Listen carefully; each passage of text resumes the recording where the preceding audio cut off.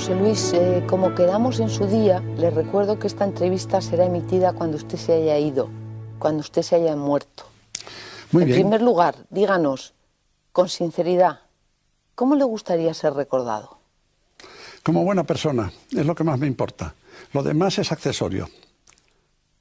No es tan fácil ser buena persona, ¿no? No, cuesta bastante trabajo, ¿verdad? Pero vamos, uno hace lo que puede. ¿Y qué mensaje dejaría al mundo de la literatura del que fue un destacado protagonista? Bueno, yo no me considero tan destacado protagonista para empezar. Y en cuanto a mensaje, ya que me piden que deje uno, dejaría uno que he repetido mucho. Solo vale la pena escribir por necesidad interior, no para otros fines. Escribir por algo que está dentro de uno, no escribir para algo, ni para ganar dinero, ni para ser famoso, ni para salir en televisión, ni para nada. Escribir porque no se puede evitar. Supongo que al mundo de la economía le dejaría un mensaje muy diferente, ¿o no? Yo creo que en el fondo este mensaje de autenticidad personal es válido en cualquier esfera, pero de todas maneras al mundo de la economía le dejaría el de que se olvidaran de esa mentira que es la de que el mercado es la libertad. Y la prueba es que ir al mercado sin un duro supone no tener la menor libertad para obtener nada, de modo que está claro que el mercado no es la libertad. De modo que se den cuenta de que el sistema en el que vivimos hoy es un sistema transitorio que tiene que desaparecer como desaparecieron otros.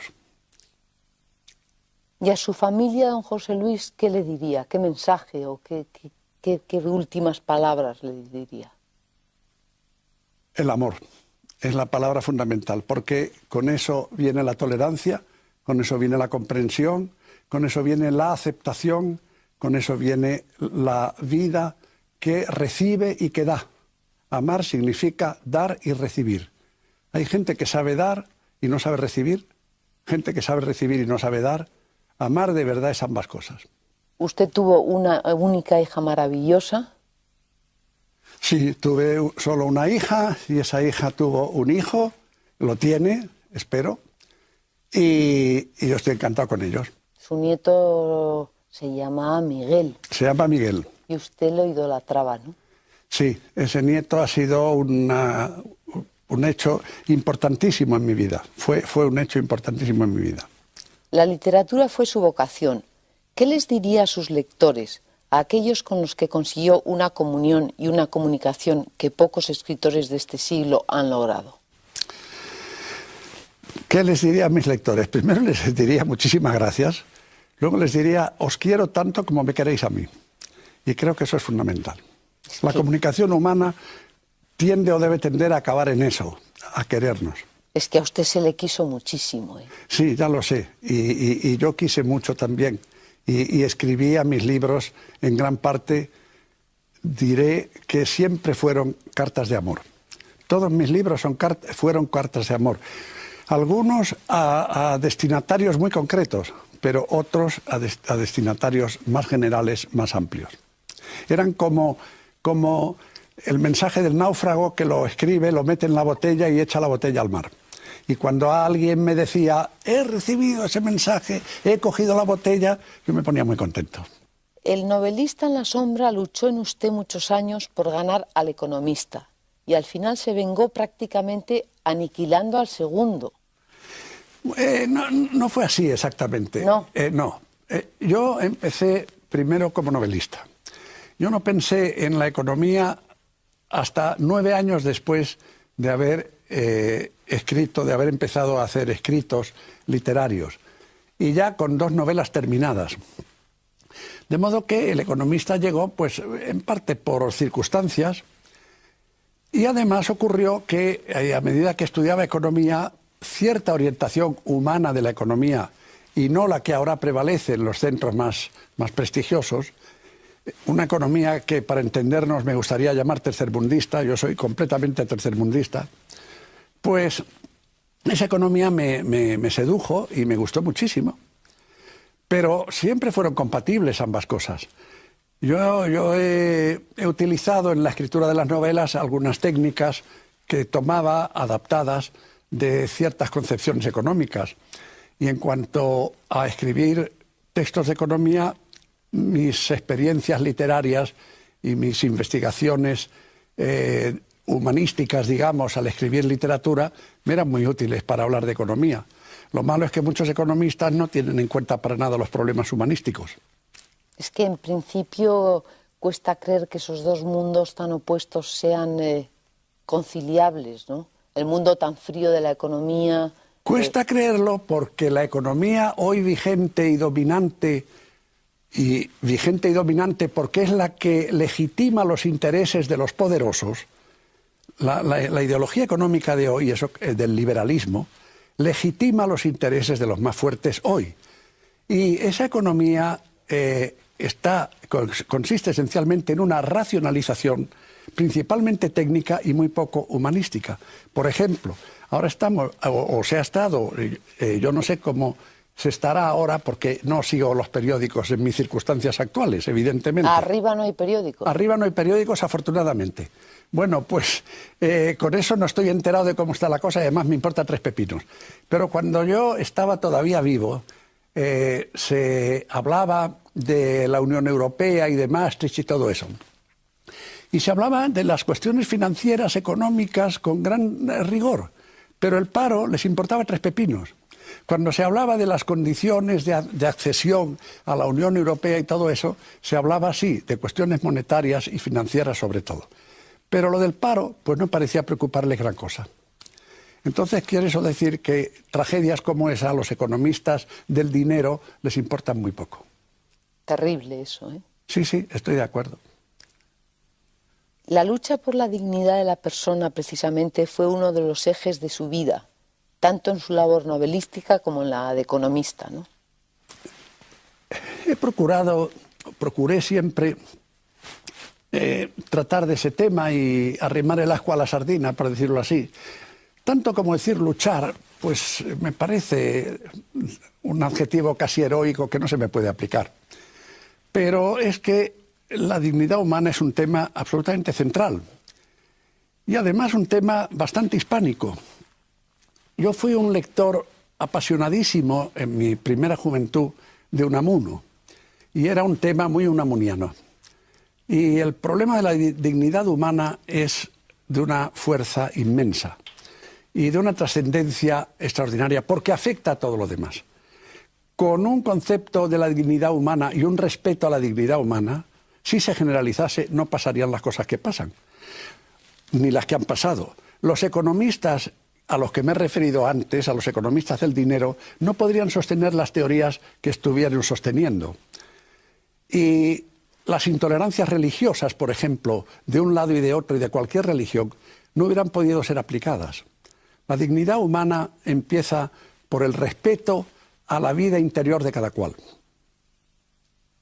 Y dígame, don José Luis, en su opinión, los máximos responsables de esa especie de humillación del ser humano que usted denunció con frecuencia, ¿quiénes fueron? Es difícil echar la culpa solamente a unos, pero en mis circunstancias actuales, reflexionando en lo que he visto y en lo que viví, los grandes responsables son una combinación de intereses, principalmente materiales, disfrazados de otro tipo de intereses, y de los educadores al servicio de esos intereses. La intolerancia empieza con la adoctrinación, con la inoculación, empleo un término casi médico, de dogmas en las mentes infantiles. En la primera edad, yo he vivido eso, a los niños se nos inculcaban una serie de creencias que son simplemente eso, creencias, no verdades objetivas. La verdad objetiva es la que se puede demostrar experimentalmente, pero las creencias no se pueden demostrar experimentalmente. Y entonces los educadores se apresuraban a conquistar las mentes de los niños para que los niños luego fueran fieles súbditos de los educadores y de los aliados de los educadores. Repasemos un poco su intensa vida, que es un reflejo también de la historia de España. Usted nació en Barcelona en 1917, pero pronto se trasladó a Tánger. Sí. ¿Qué recuerdos guardó de su infancia? De Barcelona nada, naturalmente. Salí de allí con 1 año y medio y no volví hasta que no tenía 19 años. Me gusta mucho Barcelona y me gusta mucho Cataluña y he vuelto por allí mucho después, pero en toda mi vida no volví. De Tánger guardo recuerdos extraordinarios. Es realmente mi primera infancia, hasta los 13 años, ya más que la primera infancia, y aquella era una sociedad en la que la palabra permisiva, que apareció después, se aplicaba con una plenitud que no he visto en ningún otro sitio. Yo iba al colegio, tenía amigos musulmanes, amigos israelitas, españoles, suizos, rusos blancos que se habían refugiado allí poco antes o poco después de la Primera Guerra Mundial. Se manejaban monedas diferentes, unos chicos pedíamos los juguetes a los Reyes Magos y otros al Papá Noel y otros a nadie o a sus padres. Era extraordinario. Tremendamente enriquecedor, asombroso. quiere decir. ¿Perdón? Tremendamente enriquecedor. Sí, para mí sí. Yo creo que esa ha sido una de las fuentes de mi afán de comprender diferencias, de no establecer fronteras y de juzgar a los demás lo menos posible. Al estallar la guerra usted luchó con los republicanos, pero al ser tomada la ciudad pasó automáticamente al otro bando. Una peripecia vital que ejemplifica bien lo absurdo de la guerra civil, ¿no? Sí, y además tiene una gracia trágica porque como a mí me cogió en Santander, donde naturalmente fui testigo de asesinatos descontrolados por personas de ideologías republicanas avanzadas, ¿verdad? Pues yo, que no tenía una ideología política clara, pues naturalmente inmediatamente empecé a pensar que los buenos eran los otros. Y cuando los otros llegaron y empezaron a cometer asesinatos, pues me di cuenta de que los buenos me aplastaban y de que yo no había ganado. Porque, lo he dicho otras veces, pero es importante decirlo, el asesinato está mal siempre, pero comprendo mucho más que un gañán de un cortijo que ha sido explotado toda su vida, en un momento de ira, de cólera, de violencia, coja la hoz y le corte el cuello al amo, siendo recusable y horrible, pero lo comprendo más que el frío asesinato decidido por 3 señores o 5 señores constituidos en tribunal, bien comidos y bien alimentados toda su vida, con cultura, con estudios, con un crucifijo en lo alto, que manden al paredor a un señor por haber sido del Partido Radical Socialista o cosas parecidas. Esto último me parece mucho más innoble y mucho más condenable. De modo, y ahora, en las circunstancias en que estoy en este momento, me parece 1000 veces más intolerable. Una vez que subió arriba, dice. Sí, claro. Ahora que estoy muerto, sí, dicho con toda claridad, pues me parece todavía 1000 veces más intolerable y más condenable. Hay entre los asesinatos todavía hay grados. Y entonces pues empecé a darme cuenta de que aquello no era lo mío, y así. Usted en el fondo se está refiriendo al revanchismo de los vencedores de las guerras, a los triunfadores oficiales, que además de vencer, atropellan a los perdedores, ¿no es así? Por supuesto, claro, por supuesto, pero además uno se pregunta, ¿revanchismo de qué? ¿De que la República les estaba quitando ciertos privilegios económicos? No veo muy clara la cosa, ¿verdad? De modo que, porque detrás de todo aquel patriotismo había unos intereses económicos, evidentemente. Ahora estos días, muerto como estoy, hablando con otros muertos, me doy cuenta de que aquello era así. Y claro, como ahora ya nos da igual a todos, ¿verdad? Pues lo reconocemos y lo decimos, pero la impresión general que nos queda a todos, a unos y a otros, es que qué barbaridad fue aquello, ¿verdad? Y que aquello se llamase cruzada fue gordo. Claro, que tampoco mucho, porque hay que ver lo que fueron las cruzadas, pero esa es otra cuestión. Entonces usted pensó, don José Luis, ahora que está allá arriba con sus amigos, que realmente el hombre en la tierra por dinero era capaz de hacer cualquier cosa. No, yo no generalizo así. Yo creo que hay gente que se niega a hacer cosas por dinero. Hay más gente respetable de la que nos creemos, pero en un sistema como este, que pone el dinero por encima de todo, incluso de su Dios, no nos equivoquemos, ¿verdad? Cuando hay un primer mandamiento que dice amar a Dios sobre todas las cosas y vemos que aman el dinero más que a Dios, pues no puedo generalizar, hay gente que no es así. En un prólogo de uno de sus libros, que leí hace mucho tiempo, ahora no leo naturalmente porque además no lo necesito, tengo la omnisciencia del difunto y lo paso bomba.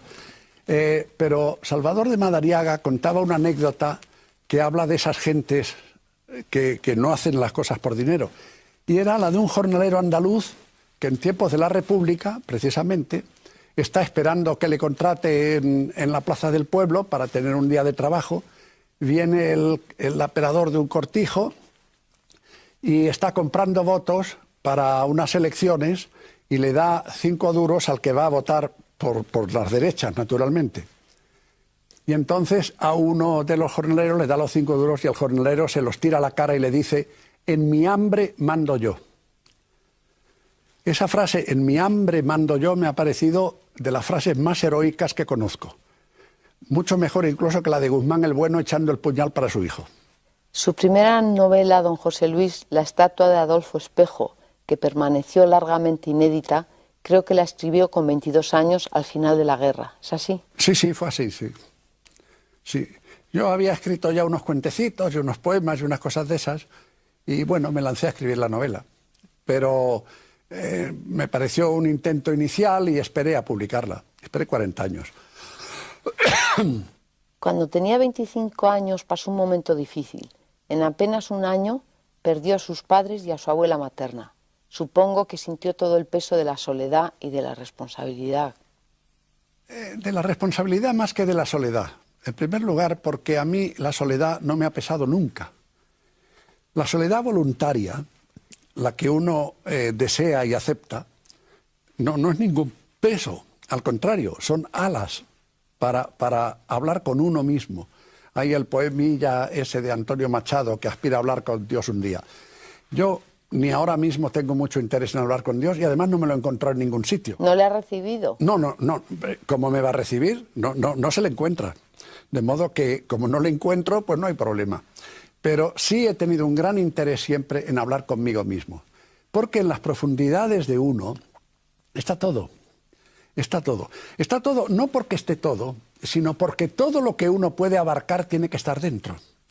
Nosotros en nuestra vida nos creemos que vivimos en el mismo mundo unos y otros. Usted y yo, por ejemplo, en este momento. No es verdad.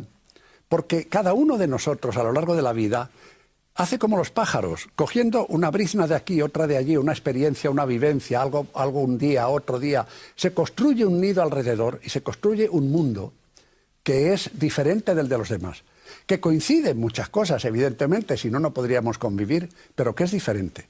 Y entonces, ¿en qué consiste la soledad? Yo ya me he traído a mi nido lo que me interesa. Me he traído a mi nido incluso mi imagen de los que quiero. Y los que quiero están conmigo. Y estaban conmigo siempre. Están ahora también los que han venido y espero a los que van a venir, de modo que la cosa está así. Háblenos de una de las personas con las que se habrá encontrado allí en el otro mundo y que fue muy importante para usted, su mujer, a quien recordó siempre con un intenso amor. Pues sí, porque vivimos 42 años juntos, después me quedé sin ella y ahora pues estamos otra vez. Y nos reímos de muchas cosas. Lo más gracioso de mi situación actual es lo que se ríe uno de tantas tonterías que le han preocupado antes. Me acuerdo, perdón, de una obra dramática de Eugenio O'Neill que se titula Lázaro ríe, y es que Lázaro, al ser resucitado por Jesús, no hace más que reír, no para de reír. Y es que, claro, la perspectiva que da la muerte sobre las insensateces de los vivos es algo que o los mata uno a todos y no está uno por la labor, o se parte uno de risa. Y eso hago con mi mujer, reírme mucho. Reírse muchísimo. Sí, sí, sí. Creo que incluso llegó a desmayarse un día de hambre en plena calle. Sí, eso es verdad y eso es muy sano. Eso es muy sano. Eso o posiblemente crea resentimientos o al contrario, lo que crea es comprensión. Yo me acuerdo muy bien de que yo iba en la plataforma de un tranvía. En aquellos tiempos había tranvías y tenían plataformas al aire libre. Y yo iba en la plataforma del tranvía, en la calle de Serrano, en el cruce con López de Hoyos, lo acuerdo perfectamente. Y en aquellos tiempos había todavía carros por las calles de Madrid, carros de esos de 2 ruedas grandes, enormes, tirados por una caballería. Y a la altura del tranvía iba un carro, y yo, el último recuerdo momentáneo que tuve fue que los radios de aquella rueda se confundían todos. Y mi conciencia siguiente fue que yo estaba sentado, apoyado a la espalda contra la pared en un portal, con 2 o 3 personas que yo me había desmayado en el tranvía, me habían recogido, me habían llevado a un portal y trataban de ver qué me pasaba. Bueno, se me pasó un poco tal. Y era hambre, literalmente hambre. Hambre por parte de un funcionario que cobraba su sueldo, que tenía unos ingresos y que no era un desprovisto de todo. Pero era todo tan precario y había que sacrificarse de tal manera para alimentar a los demás que era hambre.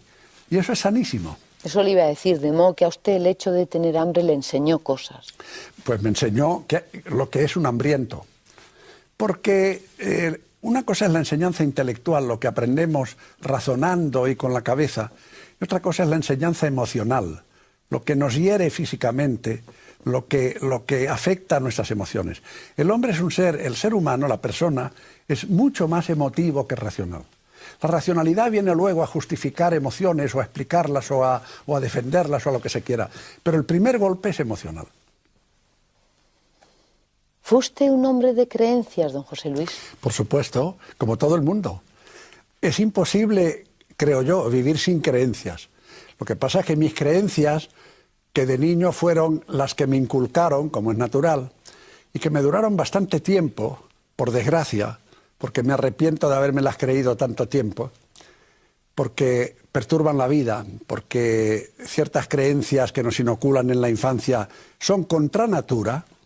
Por ejemplo, la moral oficial de la Iglesia es una moral contra natura.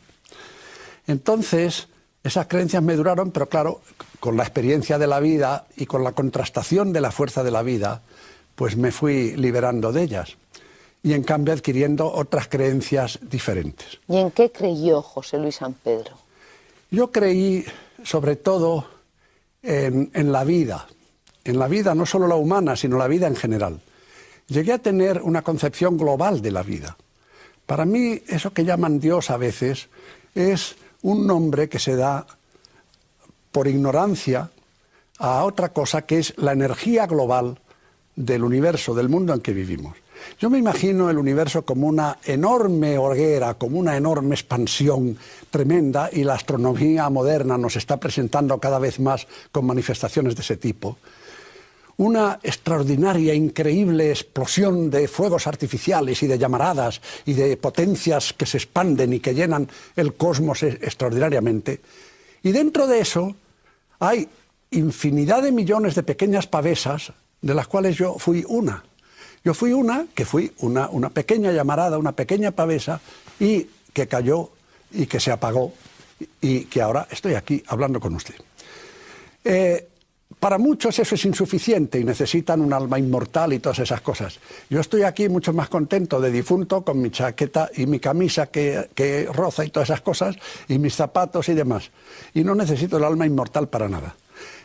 Para mí lo importante es formar parte de la vida y de su evolución, porque el hombre empezó hace muchos millones de años siendo una célula que fue transformándose y multiplicándose y creando. Y el hombre es probablemente, tal como yo lo veo, la persona, quiero decir el hombre y la mujer, la vanguardia de esa evolución. Y lo más bonito que nos enseña la teoría evolucionista es que los cambios, es decir, los progresos, la evolución, el ir pasando de la célula al tejido y del tejido al ser y del ser al pez y del pez al ave y del ave al mamífero, al hombre, etc., esos cambios los han producido siempre los anómalos, los mutantes, los que llaman anormales. Porque si la célula primera se hubiera reproducido siempre exactamente, no hubiera pasado a ser otra cosa.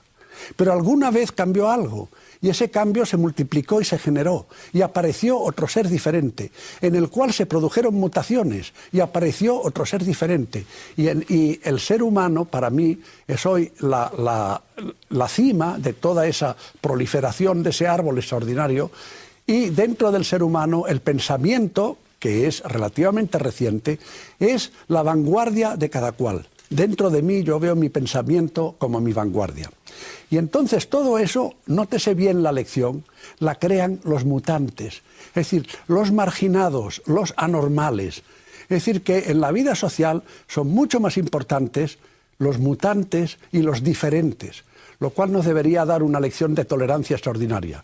¿Y esa visión de la vida, don José Luis, la obtuvo en los últimos tiempos o...? Sí, en los últimos tiempos. A causa de las inoculaciones de creencias que me inyectaron en la infancia y a causa de la barbarie en que vivió mi país durante los 40 años y la imposibilidad de enterarse de lo que pasaba y los problemas de la censura y de la defectuosa educación y del peso del poder eclesiástico sobre el país español en todos aquellos tiempos, voy a decir una cosa que parece una barbaridad, pero yo hasta los 50 años no empecé a enterarme un poco de cómo eran las cosas de verdad.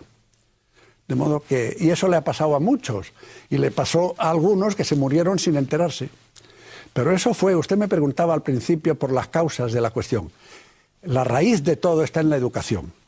No nos educan para vivir plenamente, nos educan para el miedo, para que seamos productores, para que seamos consumidores y para que seamos súbditos sumisos. Para eso nos educan, no para la libertad, y menos para la libertad del pensamiento. Después, don José Luis, usted escribió su segunda novela, La sombra de los días, que aunque tuvo un accésit en algún premio, quedaría inédita. Sí. Eso le daría pena, ¿no? Pues relativa, porque cuando se escribe por necesidad, uno escribe, y mi objetivo y mi fin es escribir. El vender o el tener éxito o no tenerlo, hombre, no diré que soy indiferente a ello, y menos ahora que aspiro a que desde aquí ver cómo mi nieto se pega la buena vida, si puede ser con los derechos de autor del abuelo, ¿verdad? Pero antes, entonces, me importaba muy poco relativamente. Me gustaba ser leído, porque como dije antes, son cartas de amor, y me gusta que las personas para quienes escribo las reciban. Pero no me dio ninguna pena especial, seguí escribiendo y publiqué la tercera novela, que fue la primera publicada. Pero, o sea, en ningún momento pensó en tirar la toalla y dejar la literatura como un imposible, no, para nada. ¿Cómo podía yo dejar la toalla? Es como si dijéramos que iba a dejar de comer. Insisto, era una necesidad. Yo escribiré bien o mal, pero he escrito porque no lo podía evitar. Y la prueba es que está escribiendo 40 años prácticamente desconocido sin desanimarme en absoluto. Su carrera como economista conoció hitos brillantes, como su presencia en el Banco Exterior de España o en el Ministerio de Comercio.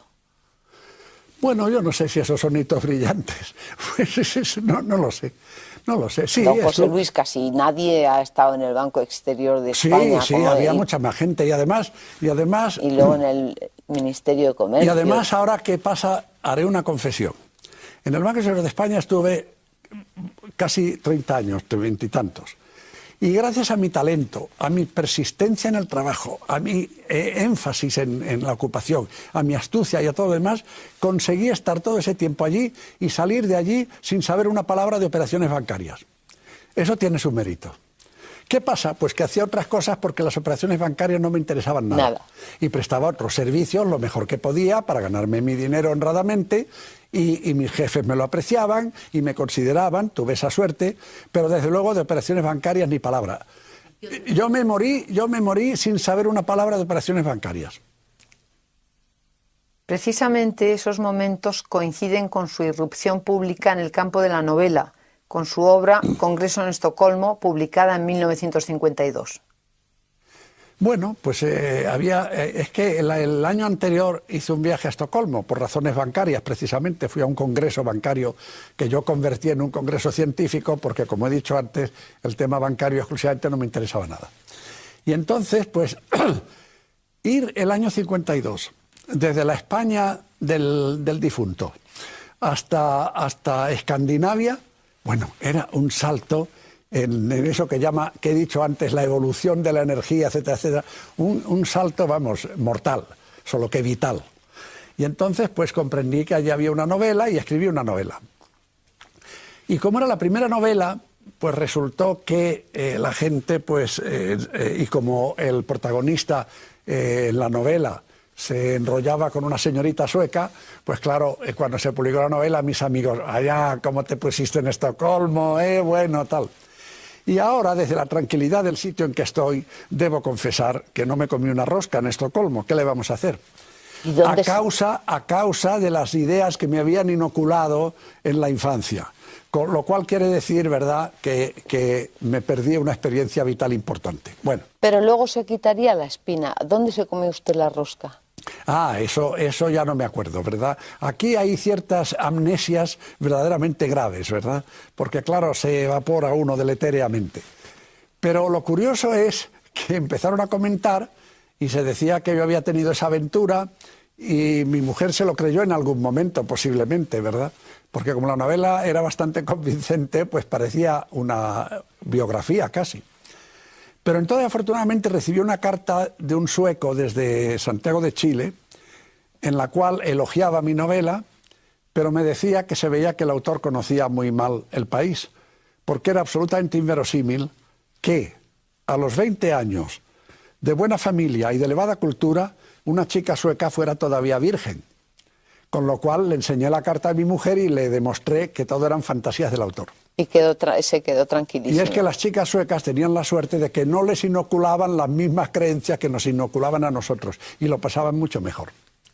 Es decir, vivían una moral más natural, y no la moral contra natura que imponen a la juventud hoy, no hoy, antes, entonces, en el país que se llama España.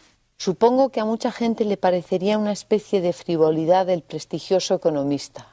Evidentemente. Una excentricidad, que va a Estocolmo, escribe un libro. Hombre, evidentemente. Se enrolla con una sueca. Sí, les parecía que no era serio, Porque, claro, una de las formas en que la educación nos condiciona para que seamos buenos súbditos, buenos productores y buenos consumidores, es decir, que no es serio lo que es placentero. La cultura está en contra del placer, salvo cuando lo mete en el mercado, y cuando gana dinero con el placer ajeno, entonces el placer vale. Pero el placer así gratuito, no, eso no. Mire usted, si hay un paisaje bonito, ¿verdad?, al que la gente podría ir tranquilamente paseando y disfrutar de una puesta de sol y tal, se hace una concesión municipal, se pone un chiringuito, se pone allí, se cobra y hay que pagar para ver el sol. Ya está. Y entonces sí, entonces es respetable. Pero si la gente va simplemente a darse un paseo, no es respetable, es perder el tiempo. Pero es que además los banqueros, don José Luis, hay que ver cómo eran en su momento y cómo siguen siendo, ¿no? Son gente como que van todos muy serios, muy vestidos de oscuro, con corbatas discretas. Eso es verdad, pero yo recuerdo también que algunos periódicos y algunas revistas de las que llamaban del corazón sacaban algunas historias de banqueros en las que se reconocía que después de todo también tenían su corazoncito. Sí. Dicho sea en elogio suyo. Cada vez como más. Censura. Y cada vez más, eso cada vez fue a más, ¿no? Esperémoslo. En 1965 cristalizaron las diferencias en el seno de la Universidad Española. Fueron desposeídos de sus cátedras Aranguren, Tierno Galván y García Calvo, y usted se unió a ellos para crear el Centro de Estudios e Investigaciones. Sí, eso se creó por actividad de personas más capaces que yo, pero desde luego yo era uno de los directores del centro, junto con Trullol, me parece, no me acuerdo bien, pero vamos, éramos tres, me parece que otro era Maravalle, no me acuerdo bien, ¿verdad? Pero vamos, eso se celebró un centro de ciencias sociales que procuraba dar una enseñanza sobre otros temas y también dar una oportunidad a profesores que habían sido marginados en la universidad. Aquello me pareció absolutamente escandaloso, aquella actitud contra esos profesores y contra otros. Y dígame, esos profesores expulsados, ¿cómo eran? Hombre, pues eran unos hombres dignísimos, porque la prueba es que los expulsaban. Es decir, el régimen, cuando veía un acto de dignidad, pues los expulsaba, si podía, ¿no? ¿Fue usted amigo sí, yo fui, especial de alguno de ellos? Bueno, yo conocía a casi todos ellos, pero con el que tuve más relación de todos ellos fue con Aranguren. Y me acuerdo muy bien, por ejemplo, de que en el expediente que sancionaba Aranguren se le acusaba como agravante que cuando él se dirigía con los alumnos que pretendían simplemente entregar una carta al rector, se dirigía con ellos a entregar la carta al rector, les exhortaba a guardar silencio. Y eso se entendía en el expediente como un agravante. A mí me parecía monstruoso, porque si Aranguren hubiera dicho gritos, a mí me hubiera parecido mucho peor. No, pero el expediente era acusarle como fuera. Aranguren fue una persona dignísima, un intelectual que fue muy importante en su tiempo, al que yo traté y por el que tuve siempre amistad, admiración y respeto. Usted vivió la transición como senador real. Sí. Imagino que fue un tiempo de esperanza y también de temor, quizá, ¿no? No, de temor no. Fue un tiempo de esperanza y de ilusión mucho más que otra cosa. Yo recuerdo el año y medio que duró aquella legislatura mientras se hacía la Constitución, con verdadera ilusión, con auténtica esperanza, sí, esperando que prosperasen las cosas, que se resolvieran, en fin. Fue un momento bonito, sí, fue una experiencia bonita. Lo que pasa es que cuando me propusieron presentarme otra vez, pues no acepté porque yo no soy un político de profesión, de acción, ¿verdad? Y no acepté, pero la experiencia estuvo bien. Creo que usted fue el único senador, junto con Domingo García Sabel, que no votó el articulado de las autonomías en la Constitución. ¿Por qué? No, vamos a ver, vamos a ver. Me refiero al grupo de los senadores llamados reales, porque nos había nombrado el rey sin ser elegidos. Y de esos senadores reales, efectivamente, Domingo García Sabel y yo fuimos los únicos que votamos a favor de la autodeterminación. Es decir, cuando se discutió después tantas veces en mis últimos tiempos sobre la autodeterminación de Euskadi, del País Vasco, yo recordaba que yo había votado a favor de la autodeterminación. La verdad es que los juristas me explicaban entonces que lo que pasa con el derecho de autodeterminación es que es muy difícil de aplicar, porque es muy difícil establecerlo realmente.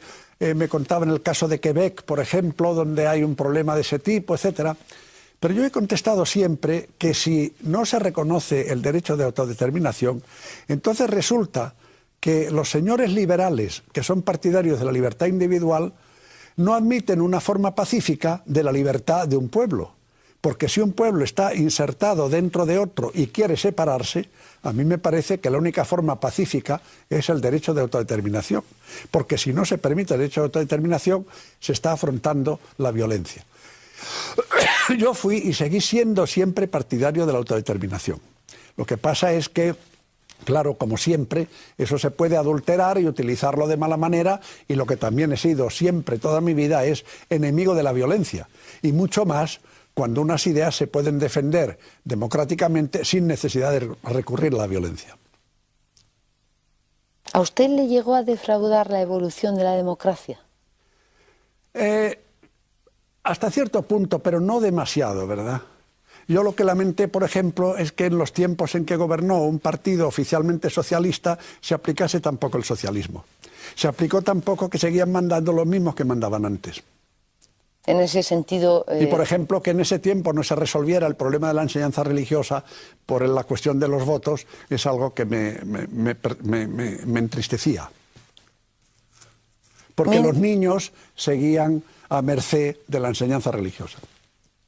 1981 trajo su reconocimiento como gran novelista con Octubre, una obra ambiciosa en la que había trabajado creo que 19 años. Sí, trabajé 19 años y era una obra muy ambiciosa. Lo de gran novelista ya no estoy tan seguro, ¿verdad? Pero yo estoy muy satisfecho de Octubre. Era una obra muy ambiciosa, lo es, lo sigue siendo. Como tal, obra ambiciosa abordada por una persona que, como dicen los ingleses, mordía más de lo que podía tragar, es decir, su ambición era mayor que sus capacidades, pues es seguramente una obra desigual, con altibajos, etcétera, pero yo estoy muy orgulloso de haber escrito Octubre. Creo que es una novela inusitada y creo que no se escribían muchas novelas así. No digo mejores ni peores, sino simplemente con esa ambición. ¿De qué más está contento de lo que hizo don José Luis? Mire, estoy contento de mis libros, estoy bastante contento de mis clases. Creo que fui un profesor digno, como creo que fui un novelista honesto. Y la verdad es que probablemente por ceguera para mis defectos, me llevaba bastante bien conmigo mismo, que es lo más parecido que conozco a la felicidad. También fue el comienzo de su gran trilogía Los Círculos del Tiempo, un enorme fresco donde se dan cita todas las pasiones y todos los misterios del mundo.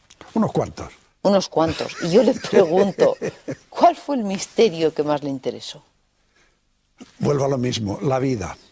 La vida y las manifestaciones de la vida, y que entre las manifestaciones de la vida, pues el amor, evidentemente, la fuerza, la dignidad. Usted fue un gran seductor, ¿no? ¡Oh! Bueno, espero que este grito me ha salido bastante bien y que demuestra la ensañanza de mi reacción, la extrañeza de mi reacción. Mire, yo no he sido un seductor.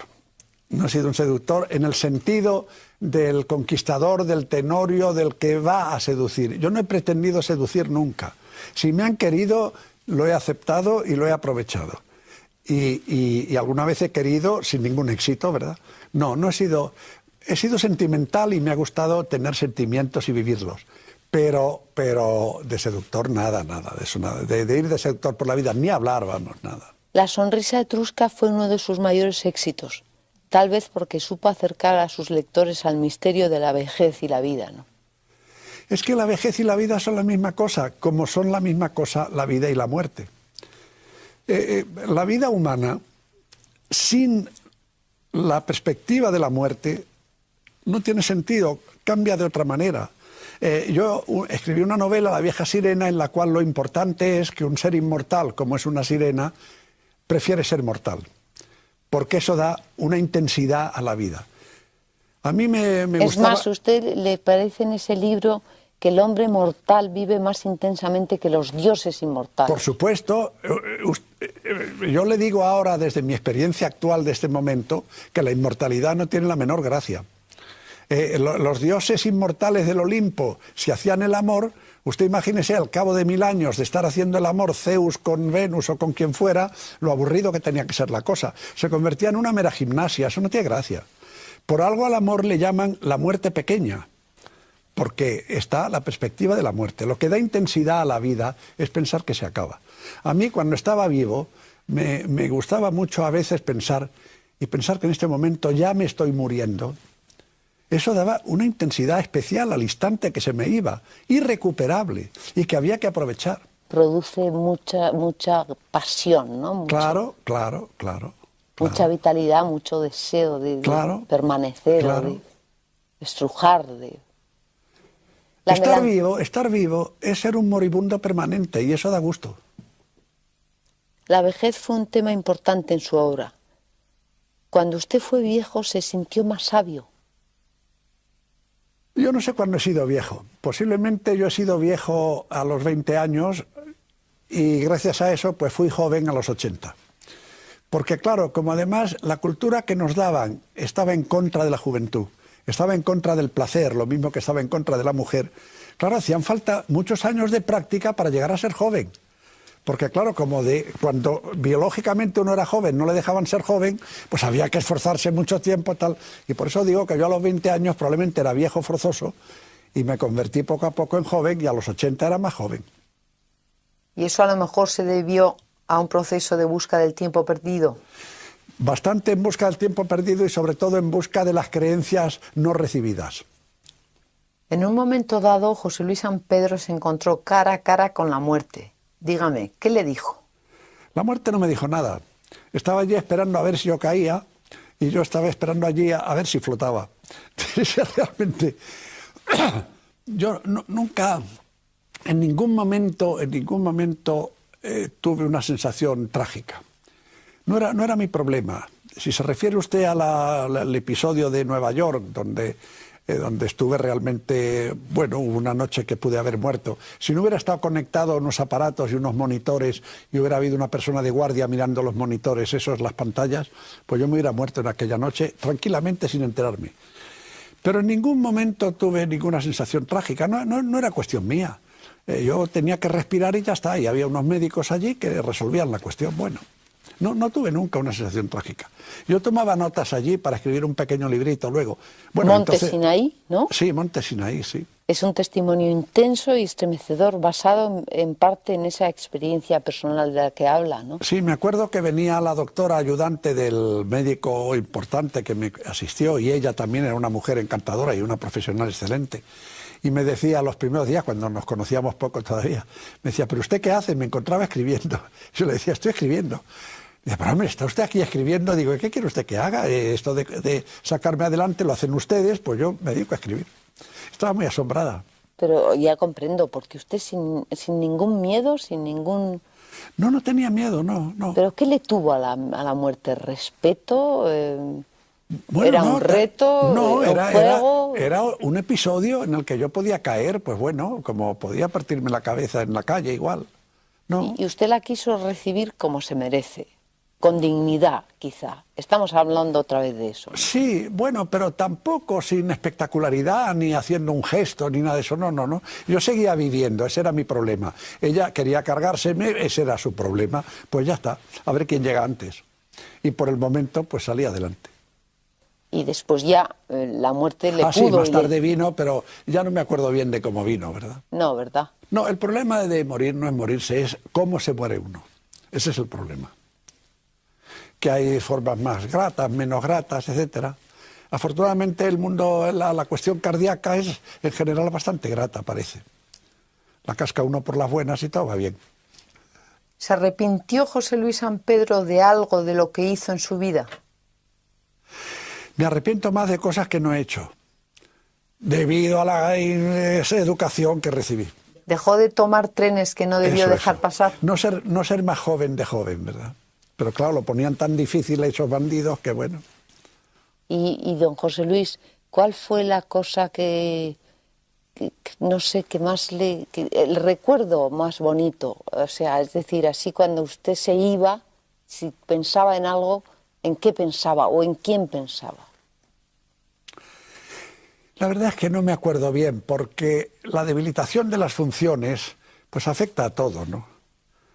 Pero además pasa una cosa, hay momentos intensísimos y no se sabe por qué. Por ejemplo, uno de los momentos más intensos de mi vida fue una tarde en Río de Janeiro. Yo estaba con mi mujer y habíamos salido de paseo y estábamos en una de las playas pequeñas, no Ipanema, sino una de las más próximas a Río, no me acuerdo de la ciudad, no me acuerdo cómo se llama, y pasar aquella tarde en un clima en el que el aire era una prolongación del cuerpo humano, en que no se sabía dónde acababa uno y dónde empezaba el aire, en que allí cerca se veía despegar a los aviones internos pequeñitos del aeropuerto Santos Dumont, en que delante de nosotros en la playa jugaban al fútbol como locos unos chicos, unos muchachos morenos con una gracia de felinos y unos movimientos asombrosos, en que de vez en cuando pasaban dando una mujer con unas caderas que eran una sinfonía, y en que estábamos los dos, ella y yo, comiendo unas palomitas con miel, y dejar pasar la tarde, resbalando como una seda sobre nosotros tranquilamente, sin más, es uno de los momentos más intensos en comunión personal de mí con ella, de ella conmigo y de ambos con el universo. Eso, cosas así le dejan a uno estupefacto, ¿verdad? Y no hace falta tanto, yo no sé cómo la gente se mata tanto por conseguir cosas espectaculares. Y dígame, ¿usted recuerda su primer beso? Sí, lo recuerdo. Lo recuerdo. Pero cuéntenos un poco. Pues mire usted, fue un beso furtivo en la oscuridad de un cine, ¿verdad? O sea, un beso robado. Bueno, robado voluntariamente, ¿verdad? Vamos, dejándose robar. Mire, en aquellos tiempos no había la permisividad de ahora. Y la consecuencia es que uno iba a un cine con una chica, hacía manitas y le daba un beso, y uno salía de allí, a aquella edad muy temprana, creyéndose que era Casanova, ¿no? Es decir, que el goce era intensísimo.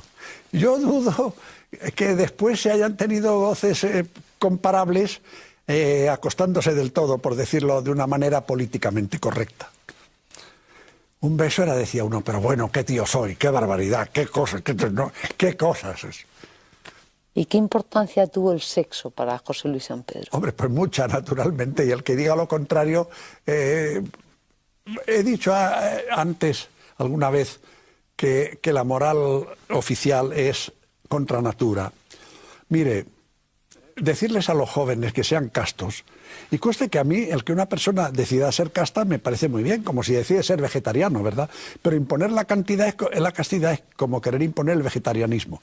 ¿Qué diríamos si cuando un niño pequeñito tiene ya la dentadura completa, se le dijera sí, pero no puedes comer nada más que cuando haya delante un cura y un notario? Pues es lo que pasa con el sexo. Ya tiene las funciones fisiológicas, ¿no? Y se le dice, sí, pero no lo puedes hacer mientras no sea santamente.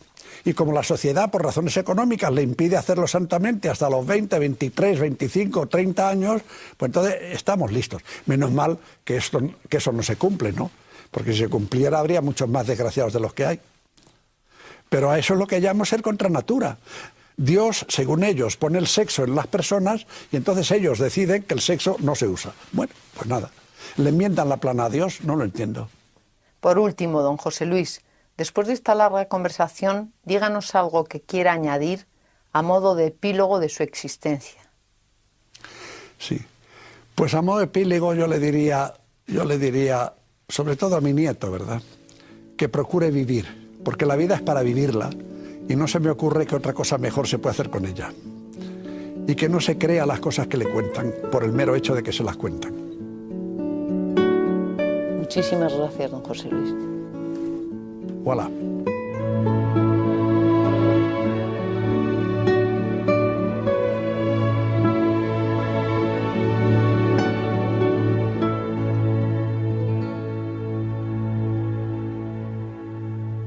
De que el sistema en el que vivimos hoy es un sistema transitorio que tiene que desaparecer como desaparecieron otros.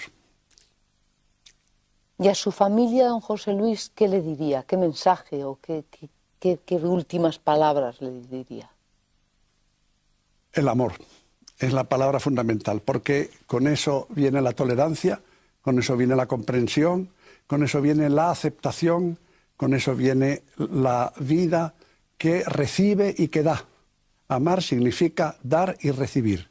Hay gente que sabe dar y no sabe recibir, gente que sabe recibir y no sabe dar. Amar de verdad es ambas cosas. ¿Usted tuvo una única hija maravillosa? Sí, tuve solo una hija y esa hija tuvo un hijo, lo tiene, espero, y yo estoy encantado con ellos. Su nieto se llama Miguel. Se llama Miguel. Y usted lo idolatraba, ¿no? Sí, ese nieto ha sido un hecho importantísimo en mi vida. Fue un hecho importantísimo en mi vida. La literatura fue su vocación. ¿Qué les diría a sus lectores, a aquellos con los que consiguió una comunión y una comunicación que pocos escritores de este siglo han logrado? ¿Qué les diría a mis lectores? Primero les diría muchísimas gracias. Luego les diría, os quiero tanto como me queréis a mí. Y creo que eso es fundamental. La comunicación humana tiende o debe tender a acabar en eso, a querernos. Es que a usted se le quiso muchísimo, ¿eh? Sí, ya lo sé. Y yo quise mucho también. Y escribía mis libros, en gran parte, diré que siempre fueron cartas de amor. Todos mis libros fueron cartas de amor. Algunos Cuesta creer que esos dos mundos tan opuestos sean conciliables, ¿no? El mundo tan frío de la economía. Cuesta creerlo porque la economía hoy vigente y dominante porque es la que legitima los intereses de los poderosos, la ideología económica de hoy, eso del liberalismo, legitima los intereses de los más fuertes hoy. Y esa economía consiste esencialmente en una racionalización principalmente técnica y muy poco humanística. Por ejemplo, ahora estamos, o se ha estado, yo no sé cómo se estará ahora porque no sigo los periódicos en mis circunstancias actuales, evidentemente. Arriba no hay periódicos. Arriba no hay periódicos, afortunadamente.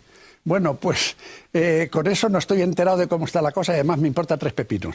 Pero cuando yo estaba todavía vivo, se hablaba de la Unión Europea y de Maastricht y todo eso. Y se hablaba de las cuestiones financieras, económicas, con gran rigor. Pero el paro les importaba tres pepinos. Cuando se hablaba de las condiciones de accesión a la Unión Europea y todo eso, se hablaba así, de cuestiones monetarias y financieras sobre todo. Pero lo del paro, pues no parecía preocuparle gran cosa. Entonces, ¿quiere eso decir que tragedias como esa a los economistas del dinero les importan muy poco? Terrible eso, ¿eh? Sí, sí, estoy de acuerdo. La lucha por la dignidad de la persona precisamente fue uno de los ejes de su vida, tanto en su labor novelística como en la de economista, ¿no?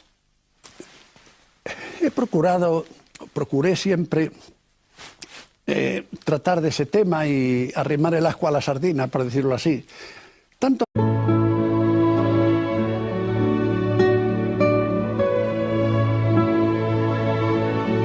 Don José Luis, como quedamos en su día, le recuerdo que esta entrevista será emitida cuando usted se haya ido, cuando usted se haya muerto. Muy bien. En primer lugar, díganos, con sinceridad, ¿cómo le gustaría ser recordado? Como buena persona, es lo que más me importa. Lo demás es accesorio. No es tan fácil ser buena persona, ¿no? No, cuesta bastante trabajo, ¿verdad? Pero vamos, uno hace lo que puede. ¿Y qué mensaje dejaría al mundo de la literatura del que fue un destacado protagonista? Bueno, yo no me considero tan destacado protagonista para empezar. Y en cuanto a mensaje, ya que me piden que deje uno, dejaría uno que he repetido mucho. Solo vale la pena escribir por necesidad interior, no para otros fines. Escribir por algo que está dentro de uno, no escribir para algo, ni para ganar dinero, ni para ser famoso, ni para salir en televisión, ni para nada. Escribir porque no se puede evitar. Supongo que al mundo de la economía le dejaría un mensaje muy diferente, ¿o no? Yo creo que en el fondo este mensaje de autenticidad personal es válido en cualquier esfera, pero de todas maneras al mundo de la economía le dejaría el de que se olvidaran de esa mentira que es la de que el mercado es la libertad. Y la prueba es que ir al mercado sin un duro supone no tener la menor libertad para obtener nada, de modo que está claro que el mercado no es la libertad. De modo que se den cuenta a destinatarios muy concretos, pero otros a destinatarios más generales, más amplios. Eran como el mensaje del náufrago que lo escribe, lo mete en la botella y echa la botella al mar. Y cuando alguien me decía, he recibido ese mensaje, he cogido la botella, yo me ponía muy contento. El novelista en la sombra luchó en usted muchos años por ganar al economista y al final se vengó prácticamente aniquilando al segundo. No fue así exactamente. No. No. Yo empecé primero como novelista. Yo no pensé en la economía hasta 9 años después de haber escrito, de haber empezado a hacer escritos literarios, y ya con 2 novelas terminadas. De modo que El economista llegó, pues, en parte por circunstancias, y además ocurrió que a medida que estudiaba economía, cierta orientación humana de la economía, y no la que ahora prevalece en los centros más prestigiosos, una economía que, para entendernos, me gustaría llamar tercermundista, yo soy completamente tercermundista, pues esa economía me sedujo y me gustó muchísimo. Pero siempre fueron compatibles ambas cosas.